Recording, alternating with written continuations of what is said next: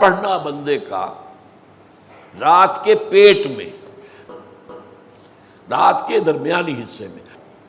تہجد اصل میں جسے کہتے ہیں وہ نہیں ہے کہ جو عام طور پر لوگ فجر سے کچھ دیر پہلے جاگ گئے اذان سے اور جلدی سے 8 نفل پڑھ لیے، یہ تہجد نہیں ہے۔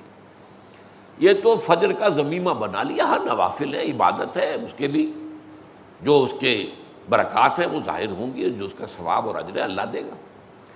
لیکن اصل میں جسے تہجد کہا جاتا ہے وہ رات کو سو کر پھر اٹھنا، نیند کو توڑ کر، اور پھر سو جانا اور پھر اٹھنا فجر کے لیے۔ جوف کہتے ہیں پیٹ کو، کسی شے کے جوف اللیل، رات کے بطن میں، رات کے درمیان میں، یعنی نصف رات گزر جائے اس وقت سے انسان جو ہے وہ نماز پڑھے، اور پھر ثلث رہ جائے تو پھر جاگ جائے، پھر سو جائے، اور پھر اس کے بعد اٹھے فجر کے لیے اور سنتیں پڑھے اور آئے مسجد کے اندر۔ تو یہاں آپ نے فرمایا وَصَلَاةُ الرَّجُلِ فِي جَوْفِ اللَّيْلِ، اور اپنے اس قول کے لیے حضور نے آیتیں تلاوت فرمائی، وہی دو آیتیں۔ یہاں یہ سورہ سجدہ کی آیت نمبر 16 اور 17 ہیں۔ تتجافی جنوبہم عن المضاجع، اللہ تعالیٰ اپنے خاص محبوب بندوں کی یہ صفات بیان کر رہا ہے کہ ان کے پہلو اپنے بستروں سے علیحدہ رہتے ہیں، رات کے وقت جاگتے رہتے ہیں، بستر پر لیٹیں گے تو سو جائیں گے۔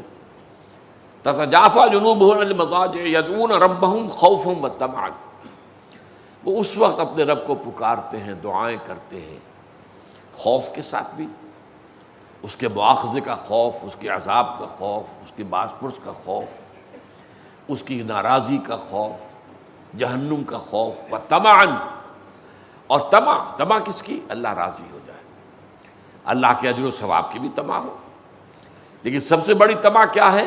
اللہ مجھ سے راضی ہو جائے۔ اس لیے سب سے اونچا مقام یہی ہے، رضی اللہ عنہم ورضوا عنہ، اللہ ان سے راضی ہو گیا، وہ اللہ سے راضی ہو گئے۔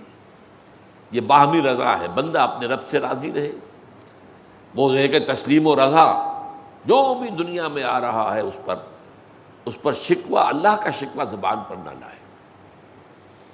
جو بھی آ رہا ہے یہ میرے رب کی طرف سے ہے، وہ میرا مولا ہے، آقا ہے، دوست ہے، میرا خیر خواہ ہے، اسے معلوم ہے کہ اس شر کے پیچھے کون سا خیر آ رہا ہے، مجھے کیا پتا، مجھے تو شر نظر آ رہا ہے، خیر تو نظر نہیں آ رہا۔ اس لیے فرمایا گیا کہ ہو سکتا ہے عسیٰ ان تکرہوا شیئا وہو خیر لکم، وعسیٰ ان تحبوا شیئا وہو شر لکم، واللہ یعلم وانتم لا تعلمون۔